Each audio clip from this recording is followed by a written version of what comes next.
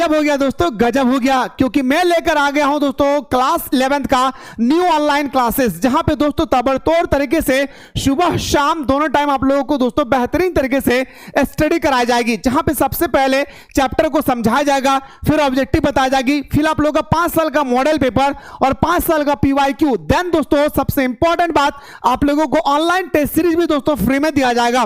तो लेट ना करें दोस्तों, जाएं प्ले स्टोर से मिसाइल क्लासेस के आपको डाउनलोड करें और डाउनलोड करने के बाद दोस्तों हमारा क्लास 11 का ऑनलाइन क्लास को ज्वाइन करें।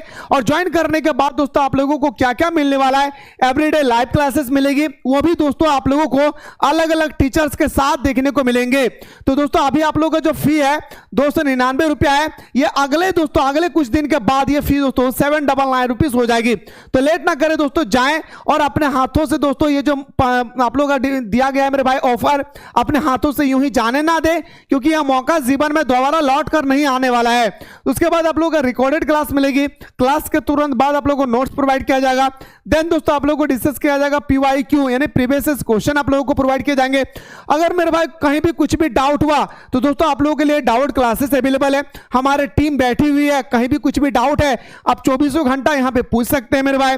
देन आप लोगों को डिस्कस कराया जाएगा दोस्तों क्या 5 year model paper, exam selected question, साथ ही साथ दोस्तों 5 ईयर का PYQ भी आप लोगों को दिए जाएंगे। तो इतना सारा कुछ आप लोगों को मेरे भाई यहां पे प्रोवाइड किया जा रहा है। लेट ना करें मेरे दोस्तों, जाएं कोर्स को ज्वाइन करें और हमारे साथ दोस्तों सुबह शाम। तो आज हम लोग डिस्कस करने वाले हैं हिस्ट्री का चैप्टर नंबर 2, जिसका नाम है दोस्तों क्या 3 महाद्वीपों में फैला हुआ साम्राज्य। और ये हमारा दोस्तों याद रखिएगा बहुत ही इंपॉर्टेंट टॉपिक है, जिसके अकॉर्डिंग दोस्तों मैं पूरा बेहतरीन तरीके से आप लोगों को समझाने की पूरी प्रयास करूंगा। दोस्तों सबसे पहले हम लोगों को पता होना चाहिए कि महाद्वीप किसे कहते हैं। इसके बाद दोस्तों हम लोग सोचेंगे कि सर महाद्वीप जो है 3 गो महाद्वीप के बारे में बात किया गया है, ये 3 गो महाद्वीप कौन कौन सा है। तो आइए सर सबसे पहले हम लोग बात करते हैं दोस्तों महाद्वीप। दोस्तों महाद्वीप समुद्र के बीच ऐसे भूखंड होती है, जी हाँ याद रखिएगा मेरे भाई, क्या कहा गया कि महाद्वीप समुद्र के बीच ऐसे भूखंड है जिसमें कई सारे देश स्थित होते हैं। जैसे दोस्तों हम बोल सकते हैं हमारे पूरे विश्व में 7 को महादेश है। क्या मेरे भाई, पूरे विश्व में कितना महादेश है मेरे प्यारे, मुस्कुरा कर बताइए।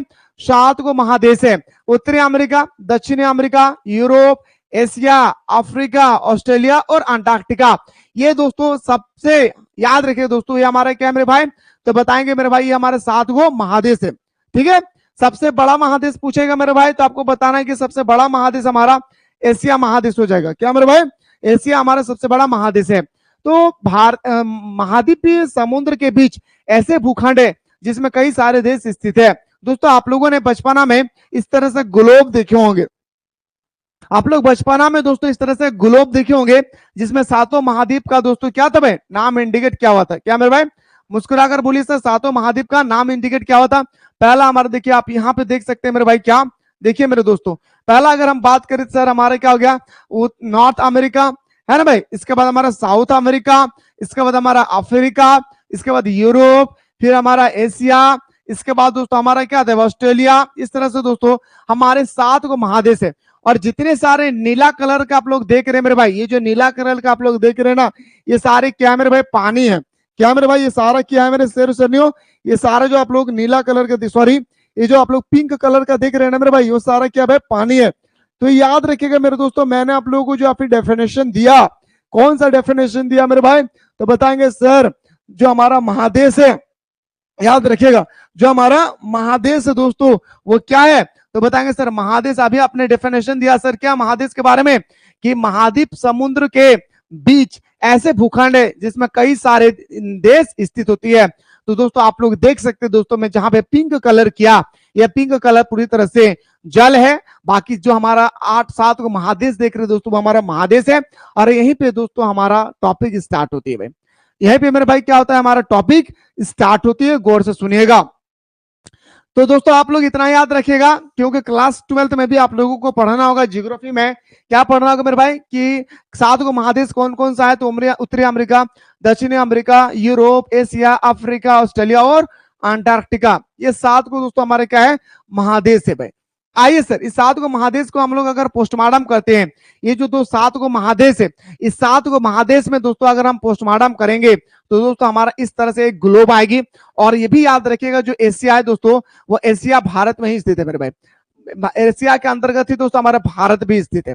तो अगर हम लोग इस पर छेड़खानी करें, जैसे दोस्तों उत्तरी अमेरिका की मैं बात करूं, ठीक है, तो देखिए मेरे भाई उत्तरी अमेरिका में कितने सारे देश हैं, कनाडा हो गया है, अलास्का हो गया है, मैक्सिको हो गई, अमेरिका हो गया है ना भाई, बहरीन हो गया, ये सारे मेरे भाई क्या है, उत्तरी अमेरिका। दक्षिणी अमेरिका की बात करें, कोलंबो हो गया, गवाना हो गया, ब्राजील हो गया, चिली हो गया, और उसके बाद दोस्तों बोलिविया हो गया।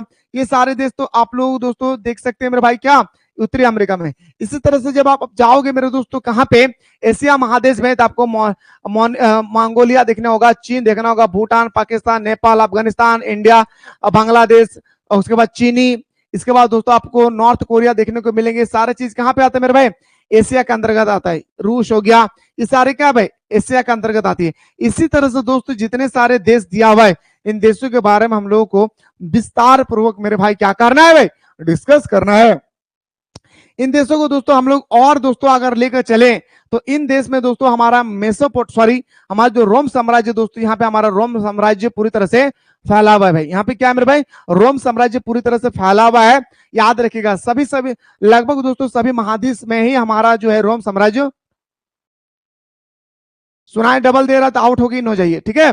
बताएंगे सर जैसे हमारा कहाँ कहाँ हमारा दोस्तों रोम साम्राज्य फैला हुआ है, इटली हो गया, डालमिया हो गई, नोरोसिया हो गया, है ना, ये सब हमारे क्या मेरे भाई एशिया हो गई, ये सारे देश क्या है मेरे भाई, तो बताएंगे सर हमारा ये जहाँ रोम साम्राज्य फैला हुआ है, ठीक है ना।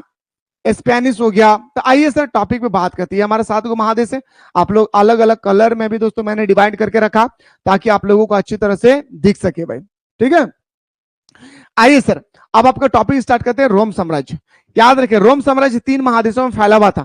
मैंने अभी आप लोगों को 7 को महादेश दिखाया, क्या मेरे भाई 7 को महादेश दिखाया। देखिए दोस्तों ये 7 को कॉन्टिनेंट देख रहे हैं मेरे भाई, तो ये 3 को महादेश में फैला हुआ हमारा साम्राज्य रोम साम्राज्य, तो यूरोप में फैला हुआ है। क्या मेरे भाई सबसे पहले आप यूरोप देखिए कहाँ मेरे भाई, तो बोल सकते हैं दोस्तों ये हमारा पूरा का पूरा पार्ट क्या कहलाएगा मेरे भाई, यूरोप है।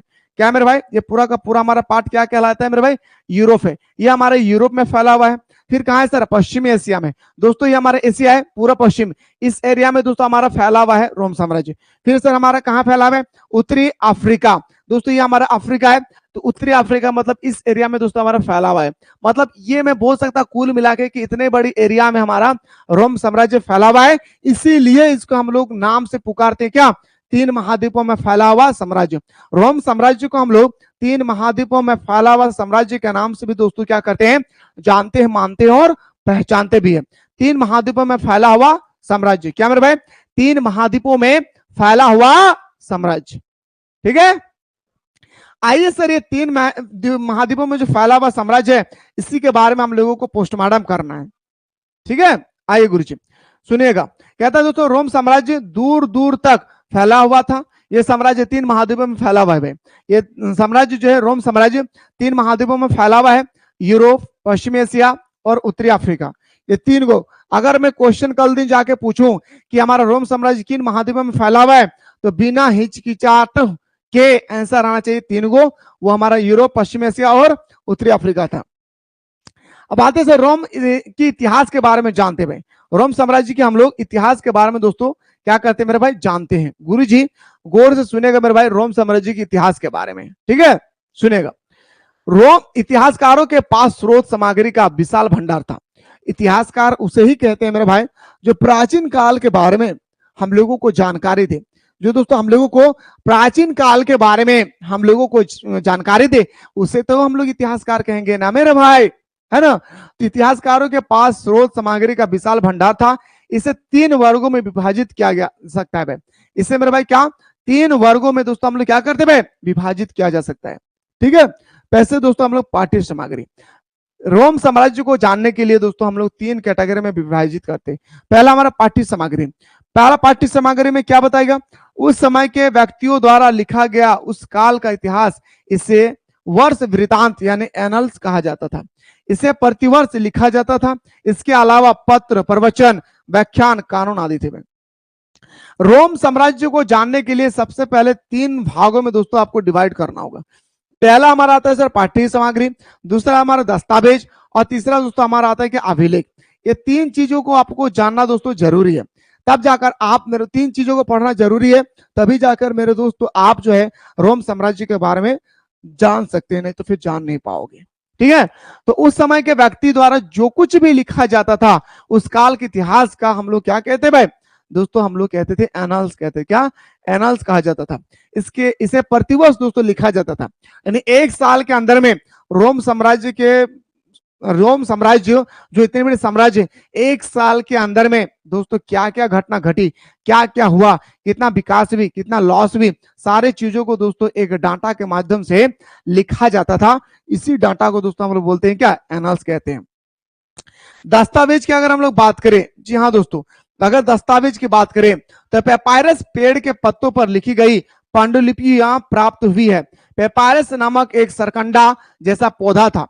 अब दोस्तों आप लोग देख सकते हैं मेरे भाई पेपायरस क्या है। गजब हो गया दोस्तों, गजब हो गया, क्योंकि मैं लेकर आ गया हूं दोस्तों क्लास 11th का न्यू ऑनलाइन क्लासेस, जहां पे दोस्तों ताबड़तोड़ तरीके से सुबह शाम दोनों टाइम आप लोगों को दोस्तों बेहतरीन तरीके से स्टडी कराई जाएगी। जहां पे सबसे पहले चैप्टर को समझाया जाएगा, फिर ऑब्जेक्टिव बताई जाएगी, फिर आप लोगों का 5 साल का मॉडल पेपर और 5 साल का PYQ। देन दोस्तों सबसे इंपॉर्टेंट बात, आप लोगों को ऑनलाइन टेस्ट सीरीज भी दोस्तों फ्री में दिया जाएगा। तो लेट ना करें दोस्तों, जाएं प्ले स्टोर से मिसाइल क्लासेस के आपको डाउनलोड करें, और डाउनलोड करने के बाद दोस्तों हमारा क्लास 11th का ऑनलाइन क्लास को ज्वाइन करें। और ज्वाइन करने के बाद दोस्तों आप लोगों को क्या क्या मिलने वाला है, एवरीडे लाइव क्लासेस मिलेगी, वो भी दोस्तों आप लोगों को अलग अलग टीचर्स के साथ देखने को मिलेंगे। तो दोस्तों अभी आप लोगों का जो फी है 299 रुपया है, ये अगले कुछ दिन के बाद ये फी दोस्तों 799 रुपीज हो जाएगी। तो लेट ना करें दोस्तों, जाएं और अपने हाथों से दोस्तों ये जो आप लोगों का दिया गया है मेरे भाई ऑफर, अपने हाथों से यूं ही जाने ना दे, क्योंकि यह मौका जीवन में दोबारा लौट कर नहीं आने वाला है। उसके बाद आप लोगों को रिकॉर्डेड क्लास मिलेगी, क्लास के तुरंत बाद आप लोगों को नोट्स प्रोवाइड किया जाएगा। देन दोस्तों आप लोगों को डिस्कस किया जाएगा PYQ, यानी प्रीवियस क्वेश्चन आप लोगों को प्रोवाइड किए जाएंगे। अगर मेरे भाई कहीं भी कुछ भी डाउट हुआ तो दोस्तों आप लोगों के लिए डाउट क्लासेस अवेलेबल है, हमारी टीम बैठी हुई है, कहीं भी कुछ भी डाउट है आप 24 घंटा यहाँ पे पूछ सकते हैं मेरे भाई। देन आप लोगों को डिस्कस कराया जाएगा दोस्तों क्या, 5 year model paper, exam selected question, साथ ही साथ दोस्तों 5 ईयर का PYQ भी आप लोगों को दिए जाएंगे। तो इतना सारा कुछ आप लोगों को मेरे भाई यहाँ पे प्रोवाइड किया जा रहा है। लेट ना करें मेरे दोस्तों, जाएं कोर्स को ज्वाइन करें और हमारे साथ दोस्तों सुबह शाम दोनों टाइम आनंद लें। आप पेपायरस क्या है मेरे भाई अच्छी तरह से देखिए, ये पेपायरस का हमारा पौधा है और इसी पौधे के माध्यम से दोस्तों लिखा करते थे लोग। कैसे आज मैं आप लोगों को कलम से लिख कर दिखा रहा हूं, कैसे दोस्तों मैं आज आप लोगों के सामने पेन से लिख कर दिखा रहा हूं, इसी तरह से दोस्तों रोम साम्राज्य के लोग पेपायरस के माध्यम से लिखा करते थे। किससे मेरे भाई, पेपायरस के पेड़ों से दोस्तों जो छाल होती थी ना, उसी छाल से दोस्तों वो लोग क्या करते थे, लिखा करते थे। इस तरह से जो आपका छाल है मेरे भाई, ये छाल जो दिख रहे हैं ना भाई, इसको काट करके और छील करके दोस्तों लिखते थे वो लोग। ठीक है, ध्यान से सुनिएगा। तो पेपायरस पेड़ के पत्तों पर लिखी गई पांडुलिपि प्राप्त हुई है। पेपायरस एक सरकंडा, जी हाँ सरकंडा मतलब दोस्तों जो लंबा होता है, पतला सा होता है, सरकंडा जैसे पौधा था जो मिस्र में नील नदी के पास उगा करता था। सबसे पहले तो आप लोग अपने दिल के दरवाजे पे यानी अपने कॉपी पे नोट डाउन कीजिएगा, पेपायरस का पौधा कहाँ पाया जाता था। जी हाँ, पेपायरस का पौधा दोस्तों कहाँ पाया जाता था, तो बताएंगे सर हमारा नील नदी के किनारे पाया जाता था। जी हाँ, ये जो पौधा देख रहे हैं मेरे भाई, पेपायरस का जो पौधा है ये नील नदी के किनारे पाया जाता था। ये सब जगह उगता नहीं था भाई, ये नील नदी के किनारे दोस्तों क्या होता था, पाया जाता था पेपायरस का पौधा। आप अच्छी तरह से देखिए मेरे भाई, पेपायरस का पौधा कहाँ पाया जाता था, तो नील नदी जो मिस्र में नील नदी के पास उगा करता था। इससे लेखन सामग्री तैयार की जाती थी। इससे क्या होता है मेरे भाई, लेखन सामग्री। आप देख सकते हैं दोस्तों, आप लोग अपने आंखों में किस तरह से इनको काट करके लेखन सामग्री के रूप में दोस्तों इसको इस्तेमाल कर रहे हैं। और इसको इस तरह से बनाने के बाद दोस्तों इसको मोड़ करके, पेपायरस का पौधा को मोड़ करके इसी में दोस्तों क्या करते थे, लिखे जाते थे। ठीक है, तो कहता है मेरे भाई इससे लेखन सामग्री तैयार की जाती थी। हजारों की संख्या में संविदा पत्र, लेख, संवाददाता पत्र, सरकारी दस्तावेज आज भी पेपायरस पत्र पर लिखी हुई पाएंगे भाई। आज भी दोस्तों अगर हम लोग रोम साम्राज्य के इतिहास को उठाएंगे तो वहां पे दोस्तों पेपायरस नामक जो पौधा है, उससे जो चित्र लिखा गया, उससे जो विवरण लिखे गए, उससे जो लेख लिखा गया, पत्र लिखे गए, वो सारे चीजों को दोस्तों हम लोगों को देखने को मिलेंगे इस पेपायरस पौधे का। तो मुझे उम्मीद है मेरे दोस्तों कि आप लोगों यहां तक समझ गए होंगे। अगर आप लोगों को क्लास अच्छी तरह से दोस्तों समझ में आ रही है तो आप लोग अपने दोस्तों को शेयर करें, क्योंकि दोस्तों 10 तारीख के बाद हमारा फी पूरी तरह से बढ़ जाएगी। आप लोगों से एक छोटी सी विनती है मेरे भाई कि अभी जाकर अपने फ्रेंड लोगों को बताएं कि अभी 299 रुपया में जहां पे थ्योरी पार्ट वगैरह सारा चीज आप लोगों को प्रोवाइड किया जा रहा है। मेरे दोस्तों ऐसा मौका जीवन में दोबारा लौट कर आएगी नहीं, इसलिए मेरे भाई स्टार्टिंग से ही आप लोग मन लगा के दिल लगा के अपने जज्बा को दोस्तों ताजा करके पढ़ाई में लगा दे, क्योंकि ये दोबारा जिंदगी में लौट कर आने वाला नहीं है। अगर आपके घर के आसपास में कोई फ्रेंड वगैरह है तो उन लोगों को जरूर इन्फॉर्म कीजिएगा। 10 तारीख के बाद दोस्तों आप लोगों का जो फीस है वो पूरी तरह से बढ़ जाएगी। अब आते हैं तीसरा पॉइंट हमारा आता है मेरे भाई क्या, अभिलेख। तीसरा पॉइंट की बात करें मेरे भाई क्या आता है, अभिलेख। अभिलेख पत्थर की शिला ऊपर खोदे जाते थे, इसलिए वह नष्ट नहीं हुए और बहुत बड़ी मात्रा में यूनानी और लातीनी भाषा में पाए गए। ये जो आप लोग देख रहे हैं मेरे भाई, आप देखिए अच्छी तरह से, मैं थोड़ा सा जूम करके दिखा रहा हूं दोस्तों। इस तरह था मेरे भाई क्या, पत्थरों पर लिखे जाते थे हमारा, याद रखिएगा अभिलेख।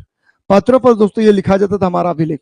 आप देख सकते हैं मेरे भाई पिक्चरों के माध्यम से क्या अभिलेख आपको खुद, मुझे तो क्या दोस्तों, बड़े बड़े जो इतिहासकार होती है उनको भी दोस्तों समझ में नहीं आते। अगर आपको समझ में आ रहा है तो कमेंट सेक्शन में बताइए कि सर हाँ यहाँ पे क्या लिखा हुआ है भाई, ठीक है। तो अभिलेख पत्थर की शिला ऊपर खोदे जाते थे, इसलिए वह नष्ट नहीं हुआ और बहुत बड़ी में यूनानी और लातीनी भाषा में पाए गए भाई। ये जो था ना मेरे भाई वो यूनानी और लैटिन भाषा में लिखा हुआ था। कौन सा भाषा में मेरे भाई, यूनानी और लैटिन भाषा में लिखा हुआ था, ठीक है। चलिए गुरुजी अब बात करते मेरे दोस्तों किस टॉपिक पे, ध्यान सुनिएगा कि भौतिक अवशेष क्या है। भौतिक अवशेष में उन वस्तुओं को शामिल किया जाता है जो, याद रखिए दोस्तों, एक सेकंड गौर से सुनिएगा।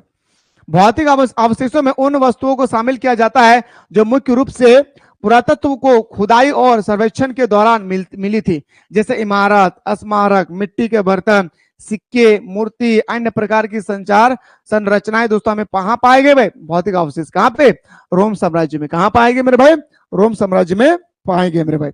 रोम साम्राज्य और ईरानी साम्राज्य दोस्तों क्या है भाई, ईसा मसीहा के जन्म से लेकर 7वीं शताब्दी तक की अवधि में अधिकांश यूरोप, उत्तरी अफ्रीका और मध्य यूरोप पूर्व तथा तक के विशाल क्षेत्र में 2 शक्तिशाली साम्राज्य का शासन था। यह 2 साम्राज्य रोम और ईरान थे भाई।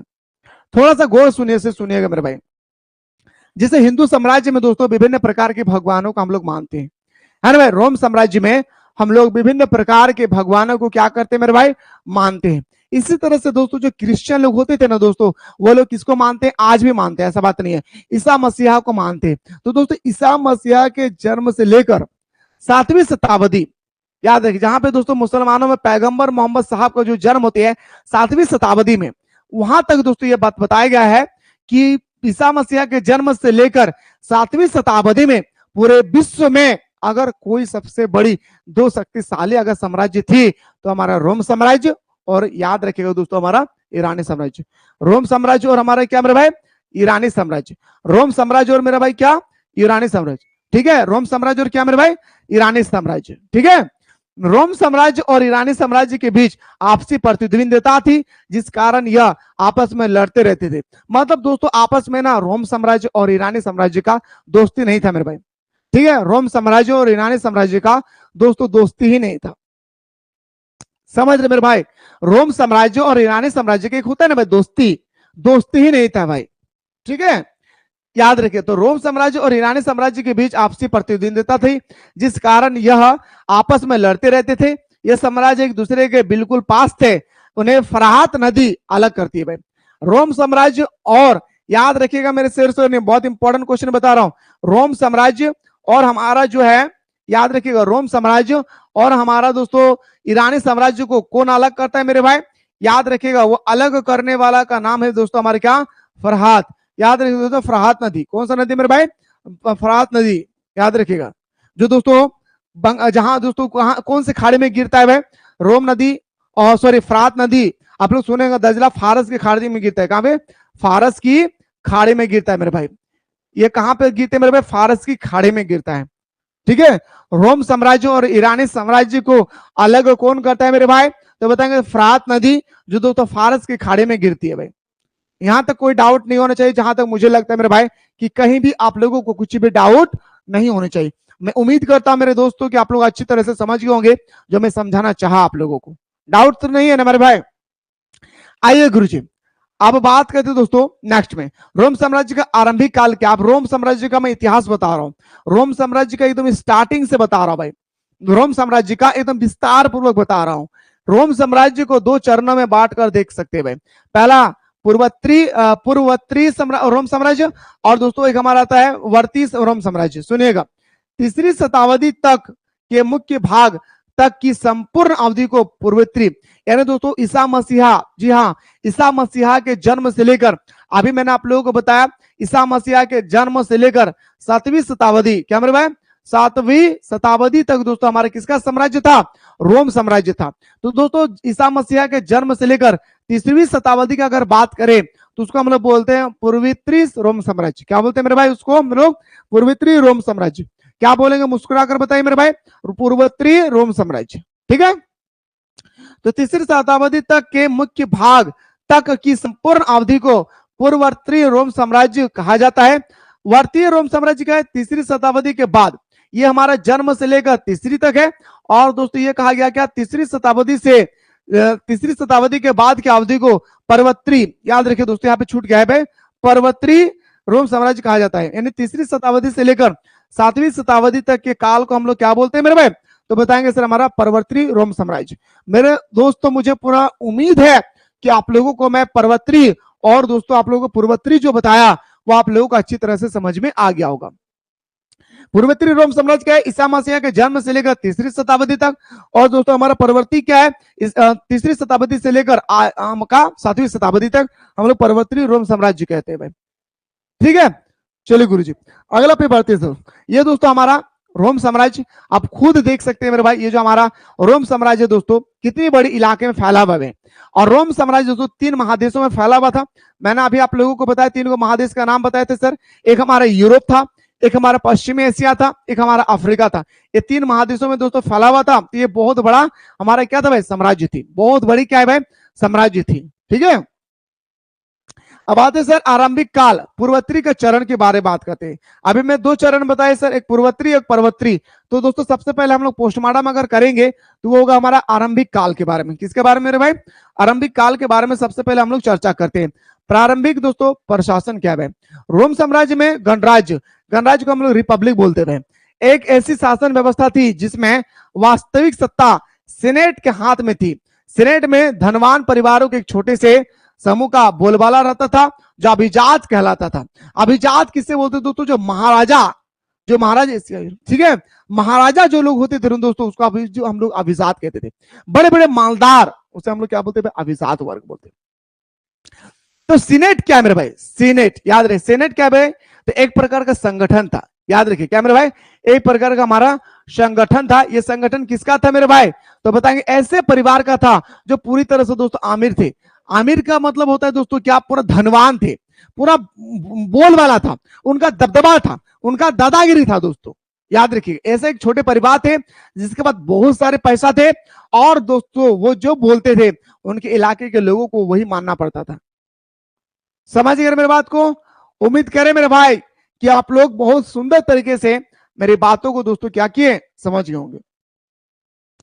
ठीक है, गणतंत्र अभिजात वर्ग की सरकार का शासन सीनेट नामक संस्था के मध्य से चलाया गया था। गणतंत्र 509 ईसा पूर्व से लेकर 27 ईसा पूर्व तक चला मेरे भाई। 509 ईसा पूर्व से लेकर 27 ईसा पूर्व तक क्या मेरे भाई? चला। ठीक है नौशाद, मैं धनबाद से हूं भाई, मैं धनबाद से हूं। ठीक है, सम्राट अगर बात करें सर हम लोग सम्राट, सम्राट किसे कहते थे दोस्तों? राजा को सम्राट कहते थे। राजा दोस्तों बोल वाला था। राजा उसे कहते थे दोस्तों जो अपने साम्राज्य के लोगों के नैतिक उत्थान के लिए काम करते थे, उसे हम लोग सम्राट कहते थे। क्या? सम्राट बोलते थे, जैसे आज हम लोग इंग्लिश में किंग बोलते हैं। तो सत्ता का चलाने वाला वास्तविक कार्यकर्ता जिसके उत्तराधिकारी उसका अपना पुत्र या गोद लिया हुआ पुत्र भी हो सकता था। अब सम्राट जैसे दोस्तों एग्जाम्पल दे रहा हूं, मान के चलिए दोस्तों मैं धनबाद का क्या हूं? धनबाद का मेरे भाई क्या हूं? सम्राट। याद रखिएगा क्या मेरे भाई? धनबाद का मान के चलिए दोस्तों मैं क्या हूं? सम्राट। क्या हूं मैं क्या हूं मेरे भाई? बोलिए सम्राट। याद रखिए मैं सम्राट हूं सर। मैं अब मैं आप लोगों को बताना चाहूंगा दोस्तों, अगर कल दिन जाकर के मैं मर जाऊं, ठीक है, कल दिन जाकर के दोस्तों अगर मैं मर जाऊं, तो दोस्तों मेरा सम्राट कौन कहलाएगा? मेरा बेटा।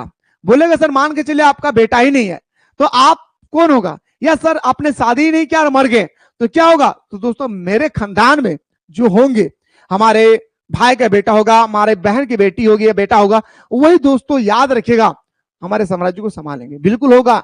इंग्लिश हिंदी इलेक्टिव का क्लास नाइट में मैडम पढ़ाएगी, ठीक है।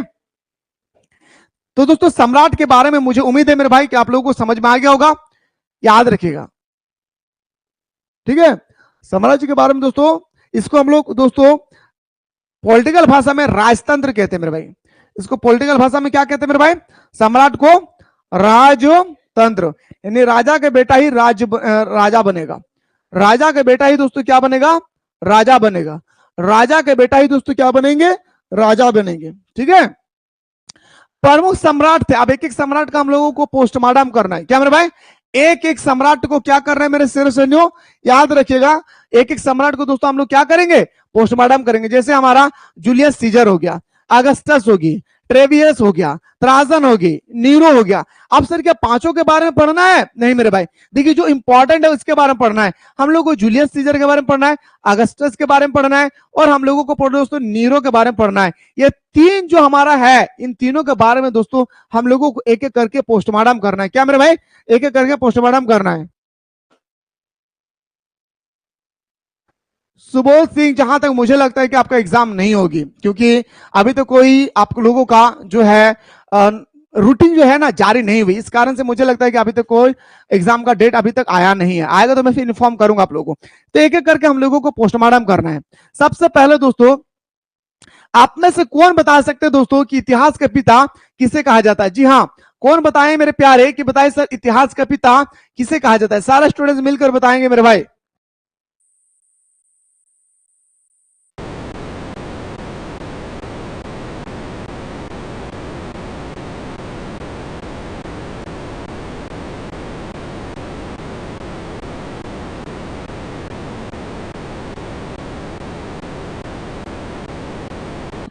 अरस्तु है रे पगला। ये अरस्तु कौन है पता है? अरे पागल, पॉलिटिकल साइंस का पिता है।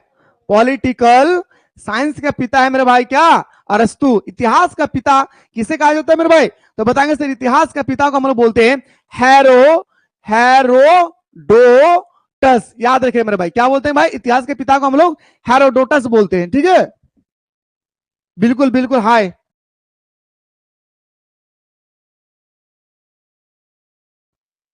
वेरी गुड सोनम कुमारी, वेरी गुड। चलिए अब बात करते दोस्तों, एक एक पोस्टमार्टम करते सर। याद रखिए दोस्तों 27 ईसा पूर्व से, क्या मेरे भाई गौर से सुनिएगा, अब यहां से आपका इंपॉर्टेंट सेंटेंस स्टार्ट हो रही है, गौर कीजिएगा। 27 ईसा पूर्व में, अब सर एक बात मैं पूछना चाहूंगा सर ईसा पूर्व और ईस्वी में क्या अंतर है? देखिए दोस्तों, आप सभी को पता है मेरे भाई कि क्रिश्चियन लोग एक भगवान को मानते हैं, जो दोस्तों 22 दिसंबर को हमारा मनाया जाता है। क्या? सॉरी 25 दिसंबर को हम लोग मनाते हैं क्रिसमस डे। किसके जन्मदिन के उपलक्ष्य में मनाया जाता है मेरे भाई? तो बताएंगे सर ईसा मसीहा। क्या? ईसा मसीहा के नाम से मनाया जाता है। तो दोस्तों ये जो हमारे ईसा मसीहा है, याद रखिए ईसा मसीहा के जन्म से पहले की बात करें, जी हाँ, जन्म के पहले, अगर हो गया दोस्तों, गजब हो गया, क्योंकि मैं लेकर आ गया हूं दोस्तों क्लास 11th का न्यू ऑनलाइन क्लासेस, जहां पे दोस्तों ताबड़तोड़ तरीके से सुबह शाम दोनों टाइम आप लोगों को दोस्तों बेहतरीन तरीके से स्टडी कराई जाएगी। जहां पे सबसे पहले चैप्टर को समझाया जाएगा, फिर ऑब्जेक्टिव बताई जाएगी, फिर आप लोगों का 5 साल का मॉडल पेपर और 5 साल का PYQ। देन दोस्तों सबसे इंपॉर्टेंट बात, आप लोगों को ऑनलाइन टेस्ट सीरीज भी दोस्तों फ्री में दिया जाएगा। तो लेट ना करें दोस्तों, जाएं प्ले स्टोर से मिसाइल क्लासेस के आपको डाउनलोड करें, और डाउनलोड करने के बाद दोस्तों हमारा क्लास 11th का ऑनलाइन क्लास को ज्वाइन करें। और ज्वाइन करने के बाद दोस्तों आप लोगों को क्या क्या मिलने वाला है? एवरीडे लाइव क्लासेस मिलेगी, वो भी दोस्तों आप लोगों को अलग अलग टीचर्स के साथ देखने को मिलेंगे। तो दोस्तों अभी आप लोगों का जो फी है 299 रुपया है, ये अगले कुछ दिन के बाद ये फी दोस्तों 799 रुपीज हो जाएगी। तो लेट ना करें दोस्तों, जाएं और अपने हाथों से दोस्तों ये जो आप लोगों का दिया गया है मेरे भाई ऑफर, अपने हाथों से यूं ही जाने ना दे, क्योंकि यह मौका जीवन में दोबारा लौट कर नहीं आने वाला है। उसके बाद आप लोगों को रिकॉर्डेड क्लास मिलेगी, क्लास के तुरंत बाद आप लोगों को नोट्स प्रोवाइड किया जाएगा। देन दोस्तों आप लोगों को डिस्कस किया जाएगा PYQ यानी प्रीवियस क्वेश्चन आप लोगों को प्रोवाइड किए जाएंगे। अगर मेरे भाई कहीं भी कुछ भी डाउट हुआ तो दोस्तों आप लोगों के लिए डाउट क्लासेस अवेलेबल है, हमारे टीम बैठी हुई है, कहीं भी कुछ भी डाउट है आप 24 घंटा यहाँ पे पूछ सकते हैं मेरे भाई। देन आप लोगों को डिस्कस कराया जाएगा दोस्तों क्या 5 year model paper, exam selected question, साथ ही साथ दोस्तों 5 ईयर का PYQ भी आप लोगों को दिए जाएंगे। तो इतना सारा कुछ आप लोगों को मेरे भाई यहाँ पे प्रोवाइड किया जा रहा है। लेट ना करें मेरे दोस्तों, जाएं कोर्स को ज्वाइन करें और हमारे साथ दोस्तों सुबह शाम दोनों टाइम आनंद लें। अगर जन्म की पहले बात करें दोस्तों तो उसको हम लोग बोलते हैं क्या, तो बताएंगे जन्म से पहले ईसा पूर्व, क्या ईसा पूर्व, ईसा पूर्व याद रहेगा, पूर्व ईसा पूर्व, इसको हम लोग बोलते हैं मेरे भाई क्या, शॉर्टकट में इस तरह से लिखते हैं भाई, ठीक है ईसा पूर्व। और अगर सर हम लोग ईसा मसीह के जन्म की बात करें, जन्मों के बाद की बात करें मेरे भाई, जन्म की बाद की बात करें तो दोस्तों वो हम लोग बोलते हैं ईसवी, क्या बोलते हैं सर, ईसवी, याद रखिएगा क्या बोलते हैं मेरे भाई, ईसवी। ईसवी दोस्तों बढ़ता है, जैसे अभी हमारा 2025 चल रहा है, 2026 आएगी, 27 आएगा, 28 आएगा, 29 आएगा, पहले 2010 था, फिर 11, 12, 13 आया, तो उसको हम लोग बोलते हैं ईस्वी में बढ़ता है। पर अगर हम लोग ईसापुर में चाहे ना मेरे भाई, तो ईसापुर में क्या होता है, घटेगा, क्या घटेगा। यानी दोस्तों अगर मान के चलिए अभी 527 ईस्वी है, याद रखिएगा 570 ईस्वी है मान के चलिए, ठीक है, क्योंकि पैगंबर मोहम्मद साहब का जन्म 570 ईस्वी में भी हुआ था, याद रखिएगा 570 ईस्वी में मान के चलिए मेरे भाई क्या है, उसका जन्म हुआ। और मेरे दोस्तों अगर मैं चाहूंगा 2025 में हमारा मान के चलिए 570 ईस्वी है, अगर 2026 में जाएंगे तो सब कहेंगे सर 571 होगा, जी नहीं मेरे भाई ये गलत है। याद रखिएगा ईसापुर में हम घटेंगे तो हमारे साल बढ़ेगी, जैसे हम बोल सकते हैं सर 569 में, समझ गए। आज के बाद अगर कोई पूछे कि सर ईसा और ईस्वी में क्या अंतर है, क्या आप लोग बता देंगे, मुझे उम्मीद करता हूं मेरे शेरों सरनियों कि आप लोगों को जहां तक कंफ्यूजन थी मैंने आप लोगों को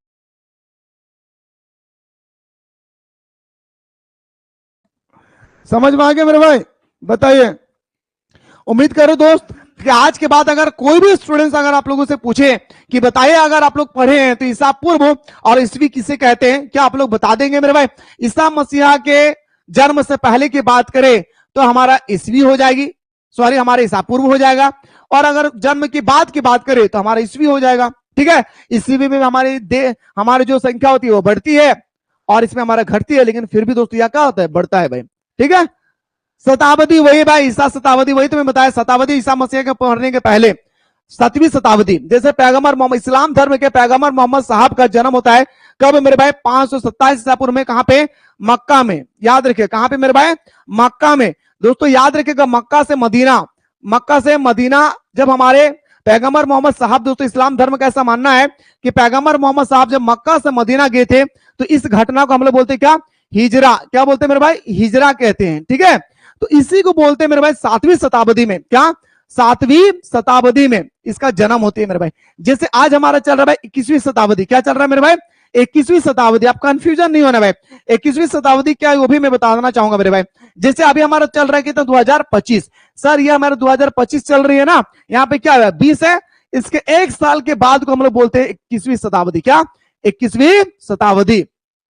मान के चलिए दोस्तों आप लोग अगर आपसे कहेंगे कि बताइए कि सर हमारा 19वीं शताब्दी थी, तो 19वीं शताब्दी मतलब कितना, 1801 से लेकर 1899 के कालखंड को हम लोग बोलते हैं क्या, तो बताएंगे सर हम लोग इसको बोलते हैं 19वीं शताब्दी। यानी एक इसमें आपको ऐड कर देना है, आपका शताब्दी निकल जाएगी। डाउट बताइए। दशक शताब्दी वही होता है मेरे भाई, अलग अलग है सर, समझ गए सुबोध सिंह। उम्मीद करता हूं कि आप लोगों को समझ में आ गया, शताब्दी भी समझ में आ गया। दशक इसको बोलते हैं, 100 साल को एक दशक बोलते हैं भाई, 100 साल को क्या मेरे भाई, एक दशक बोलते हैं, दशक याद रखेगा। जैसे दोस्तों हमारा 21वीं दशक, अभी क्या चल रहा है मेरे भाई, 21वीं दशक, यानी पूरा 100 साल को हम लोग बोलते हैं क्या, एक दशक। जब हमारा दोस्तों 2000 अभी कितना चल रहा है भाई, 2025 चल रहा है, जब हमारा 2101 आएगा, 2101 से लेकर 2199 तक को हम लोग एक दशक बोलते हैं, उस समय हम लोग बोलेंगे क्या, 22वीं दशक चल रहा है। अभी जैसे हमारे 21वीं दशक चल रही है। Doubt, no doubt. चलिए गुरुजी आगे बढ़ते मेरे भाई। तो 27 ईसा पूर्व से जूलियस सीजर के दत्तक पुत्र तथा उत्तराधिकारी ऑक्टेवियन ने गणतंत्र व्यवस्था का तख्ता पलट कर दिया और सत्ता अपने हाथ में ले लिया। सर तख्ता पलट का मतलब क्या होता है दोस्तों, जैसे हम एक शर्त मैं बोल सकता हूं मेरे भाई। आप सभी को पता है कि बिहार का भी जो मुख्यमंत्री है वो कौन है, नीतीश कुमार। आप सभी को पता है मेरे भाई कौन है, नीतीश कुमार। और दोस्तों हम सभी को पता है कि अभी हमारे बीजेपी की सरकार चल रही है, लेकिन ये गठबंधन की सरकार है। सर आप गठबंधन क्या है, ये मैं पॉलिटिकल में पढ़ाऊंगा, थोड़ा स्पीड में बता रहा हूं, सुनिएगा। गठबंधन का मतलब होता है जब कोई दो पार्टी मिलकर कोई एक पार्टी का निर्माण करते हैं तो उसको हम लोग गठबंधन बोलते हैं। जैसे एग्जांपल मैं देना चाहूंगा दोस्तों, गौर से सुनिएगा गठबंधन के बारे में, बाकी मैं आप लोगों को पॉलिटिकल में पढ़ाऊंगा। दोस्तों मान के चलिए ये हमारा क्या है, कांग्रेस पार्टी है। क्या है, के से कांग्रेस। ये मान के चलिए दोस्तों हमारे बी से क्या है, बीजेपी पार्टी है। ये आर से हमारा आरजेडी पार्टी है, या दोस्तों हमारा यहाँ जेएमएम पार्टी है। ठीक है, गठबंधन कैसे बनता है बाबू, गौर से सुनिएगा। और हमारे देश में मान के चलिए दोस्तों लोकसभा में कितना सीट होती है, 545 सीट होती है। 545 का दोस्तों अगर हम लोग आधा करेंगे तो मेरे दोस्तों 273 सीट, जी हाँ 273 नहीं 274 सीट अगर कोई बंदा लाते हैं तो 274 में से कोई भी कांग्रेस लाए, बीजेपी लाए, आरजेडी लाए, जेएमएम लाए, जो भी पार्टी 274 सीट लाएंगे वही हमारा सरकार बना लेगी, है ना। वही हमारे क्या करेंगे मेरे भाई, सरकार बना लेंगे, क्योंकि हमारे लोकसभा में सीटों की संख्या कितना है, 545 है। राज्यसभा में सीटों की संख्या होती है 245, अधिकतम सीटों की संख्या पूछेंगे तो बताना है 250। गौर से सुनिएगा पहले। तो मान के चलिए मेरे भाई कांग्रेस ने लाया, एग्जांपल दे रहा भाई, कांग्रेस ने लाया 200, सॉरी भाई, कांग्रेस ने लाया मेरे भाई कितना, 100 सीट। कितना लाया, 100 सीट। ठीक है, और बीजेपी ने लाया दोस्तों कितना, मान के चलिए हमारा 121 सीट लाया। ठीक है, अब दोस्तों हमारा जो आरजेडी है ये मान के चलिए मेरे दोस्तों कितना सीट लाया है, तो ये मान के चलिए 70 सीट लाया है। कितना मेरे भाई, 70 नहीं भाई, मान के चलिए 50 सीट लाया है। ठीक है, और ये मान के चलिए 0 सीट लाया है। तो यहाँ पे जीतेगा कौन भाई, तो बोलेगा सर बीजेपी तो जीत गया भाई। कौन जीतेगा, आप बोलेगा सर यहाँ तो बीजेपी जीत गए, लेकिन नहीं दोस्तों, अगर ये दोनों अगर दोस्ताना संबंध बना ले, यानी हमारा कांग्रेस और आरजेडी दोस्तों अगर दोस्ताना संबंध बना ले तो 100 को सीट यहाँ पे हो गया और 50 को सीट यहाँ पे हो गया, तो 100 और 50 कितना हो गया सर, 150 हो गया। तो क्या मेरे दोस्तों मैं बोल सकता हूँ कि बीजेपी से ज्यादा सीट लाया, जब बीजेपी से ज्यादा सीट लाए तो यही तो सरकार बनाया। और ऐसे सरकार को दोस्तों हम लोग क्या बोलते हैं भाई, गठबंधन सरकार बोलते हैं, जो मोदी यानी बीजेपी और नीतीश कुमार पार्टी ने दोस्तों आज हमारी सरकार को चला रही है, हमारे पूरे देश को चला रही है। बीजेपी की सरकार अभी नहीं चल रही है। समझ गए मेरे भाई, डाउट समझ गए, सुबोध, सोनी बताइए, सोनम बताइए, अरहान खान समझ में आया मेरे भाई। मैं पॉलिटिकल में पढ़ाऊंगा मेरे दोस्तों, ये पॉलिटिकल का पार्ट नहीं था, मैं फिर भी थोड़ा आप लोगों को डेफिनेशन दे ही दिया मेरे भाई। अब देखिए दोस्तों क्या कह रहा है, तख्ता पलट का मतलब होता है मेरे भाई कि किसी को घूस दे दिए। जैसे दोस्तों एक समय था जब हमारी सरकार लोकसभा का आपका वोट हुई थी, उस समय हमारे नीतीश कुमार को समझ में नहीं आ रहा था कि मैं कांग्रेस के साथ जाऊं या बीजेपी के साथ जाऊं। तो जो ज्यादा अपॉर्चुनिटी देते हैं, जो ज्यादा उपहार देते हैं, वो व्यक्ति उसी पर चले जाते हैं। तो इसको हम लोग बोलते हैं मेरे भाई क्या, तख्ता पलट। ये भी एक तरह का तख्ता पलट है। साथ ही साथ दोस्तों जैसे सरकार चल रही है और नीतीश कुमार अगर अभी कह दे कि मुझे बीजेपी के साथ पसंद नहीं है, मुझे कांग्रेस के साथ जाना है, तो दोस्तों बीजेपी की सरकार पूरी गिर जाएगी और हमारे कांग्रेस की सरकार आ जाएगी। Thank you so much Subodh भाई। ठीक है, समझ गए मेरे भाई। चलिए सर, तो यहाँ पे एक पॉइंट है, इसलिए मेरे दोस्तों मैं आप लोगों को इतना डिफिनेशन के साथ बताया। यहीं से एक क्वेश्चन उठ कर आता है कि 27 ईसा पूर्व में जूलियस सीजर के दत्तक पुत्र, जूलियस सीजर का पुत्र था भाई। जूलियस सीजर एक व्यक्ति था। अब कौन सा व्यक्ति था दोस्तों, मैंने आप लोगों को संदात तरीके से बताया भाई। जूलियस सीजर कौन व्यक्ति था मेरे भाई, मैंने आप लोगों को संदात तरीके से बताया। फर्स्ट ही हमारा जो सम्राट है, रोम साम्राज्य है दोस्तों, जूलियस सीजर, इसका कोई बेटा है मेरे भाई, याद रखिए। इसका क्या मेरे भाई, एक बेटा है जिसका नाम था मेरे भाई क्या, ऑक्टेवियन ने, याद रखिए, गणतंत्र व्यवस्था को तख्ता पलट कर दिया और अपने हाथों में दोस्तों पूरे सम्राट को, पूरे राज्य को अपने हाथों में ले लिया। पहले सम्राट ऑक्टेवियन ने 27 ईसा पूर्व में जो राज्य स्थापित किया था उसे प्रिंसेपेट नाम से जाना जाता था। याद रखिएगा, रोम साम्राज्य का पहला सम्राट ऑगस्टस। लिख लीजिए कॉपी पे। सर आवे कैसे का सरकार है इंडिया में, गठबंधन सरकार है भाई। फरहान, सुरेश वर्मा, क्या हुआ। देखिए पहले सम्राट की अगर मैं बात करूं तो पहला सम्राट हमारा ऑगस्टस है, जो 27 ईसा पूर्व में दोस्तों स्थापित किया था। और आज दोस्तों उसी को हम लोग बोलते हैं प्रिंसेपेट नाम से जाना जाता था।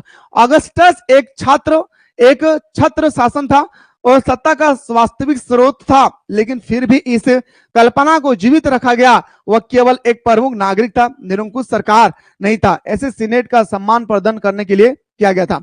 अब दोस्तों ऑगस्टस आप लोग देखे होंगे दोस्तों, किसी किसी गांव में, एक चीज मैं बता रहा हूं, किसी किसी गांव में आप लोग देखे होंगे मेरे भाई, क्या याद रखिएगा, किसी किसी गांव में देखे होंगे एक दो व्यक्ति दोस्तों, जो गांव का मुखिया होता है, वो ऐसा हरकत करती है दोस्तों कि गांव वालों को बर्दाश्त नहीं होता है। क्या?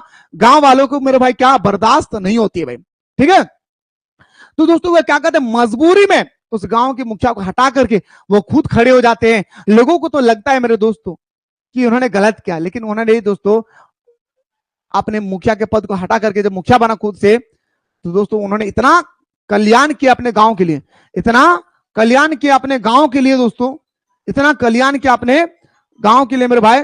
याद रखिएगा कि मैं क्या बताऊं मेरे भाई, इतना कल्याण किया कि लोगों को यकीन नहीं था कि हमारे मुखिया जो काम नहीं कर पाए वो हमारे काम करके दिखाया।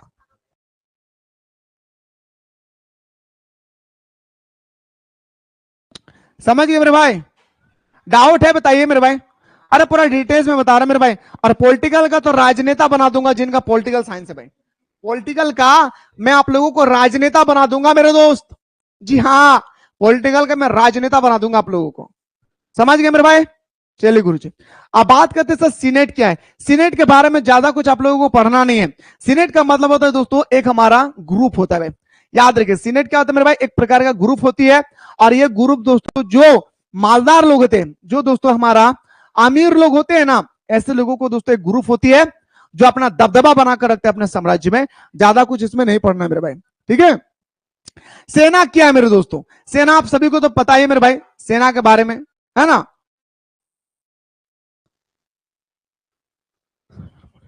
पॉलिटिकल का राजनेता बना दूंगा दोस्तों। बस आप लोग एक बार अपने दोस्तों को जरूर शेयर कर दीजिए मेरे भाई, ताकि उनको भी पता चल सके कि आखिर यहाँ पे किस प्रकार से पढ़ाई होती है। ठीक है, यहाँ पे किस प्रकार से पढ़ाई होती है, सारा चीज आप लोगों को प्रोवाइड करूंगा दोस्तों। क्योंकि 10 तारीख से पहले पहले उन लोगों को बता दीजिएगा कि कोर्स को ज्वाइन कर ले। ठीक है, अब बात करते हैं दोस्तों हम लोग किसके बारे में, सीनेट के बारे में। आइए सर बात करते हैं किसके बारे में मेरे भाई, सीनेट के बारे में बात करते हैं। सीनेट का मतलब दोस्तों, सॉरी सेना के बारे में। साम्राज्य सम्राट और सेनेट के बाद साम्राज्य में एक प्रमुख स्थान सेना थी। रोम में एक व्यावसायिक सेना थी जिसमें प्रत्येक सैनिक को वेतन दिया जाता था और न्यूनतम 25 वर्ष तक सेवा करनी पड़ती थी। कोई भी साम्राज्य, कोई भी सेना होती थी ना दोस्तों रोम साम्राज्य में, तो कम से कम 25 साल तक, जी हाँ कम से कम 25 साल तक दोस्तों वो क्या करते थे भाई, 25 साल तक दोस्तों अपना सेवा देते थे। कहां पे? तो बताएंगे रोम के, याद रखिए दोस्तों, बॉर्डरों में। और उन्हें कुछ वेतन भी दिया जाता था।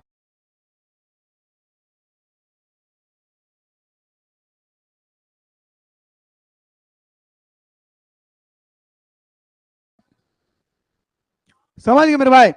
एक वेतन भोगी सेना का होना रोम साम्राज्य के अपनी खास विशेषता थी।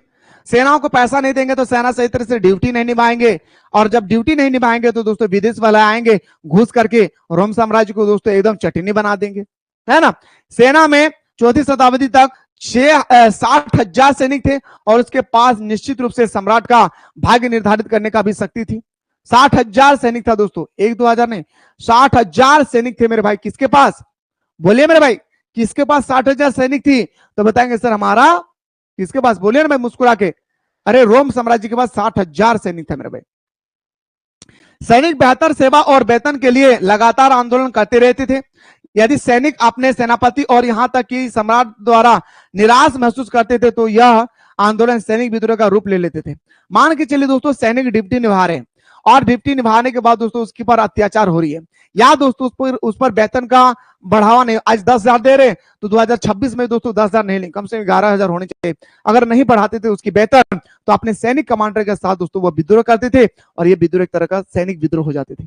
बताए मेरे भाई कितने ऐसे स्टूडेंट्स हैं जो आप लोगों को समझ में आ गए बेहतरीन तरीके से? बताए मेरे भाई। अब दोस्तों हम लोग बात करेंगे रोम का विस्तार, यानी पहली शताब्दी से दोस्तों अंतिम शताब्दी तक बात करेंगे रोम का विस्तार कैसे हुआ। अभी हम लोगों ने दोस्तों इतना बड़ा साम्राज्य देखे मेरे भाई, आखिर इतने बड़े साम्राज्य का विस्तार कैसे हुआ ये हम लोग कल की दोस्तों पार्ट में डिस्कस करेंगे। ठीक है, कल की पार्ट में दोस्तों हम लोग विस्तार पूर्वक डिस्कस करेंगे। Love you students, bye bye. और आप लोग अपने पढ़ाई पर ध्यान दीजिए, माँ बाप का नाम रोशन कीजिए, साथ ही साथ मेरे शेरों शेरनियों अपने दोस्तों को जरूर बताएं। ठीक है, और आज दोस्तों 4:15 में आप लोगों का क्लास स्टार्ट हो जाएगी दोस्तों हिंदी इलेक्टिव का। आज मेरे भाई 4:15 में आपका हिंदी इलेक्टिव का क्लास स्टार्ट हो जाएगी, याद रखिएगा। ठीक है, तो बाय बाय दोस्तों, आप लोग अपना ध्यान रखें, माँ बाप का ख्याल रखें और अपने पढ़ाई पे दोस्तों आपको ज्यादा फोकस करना है।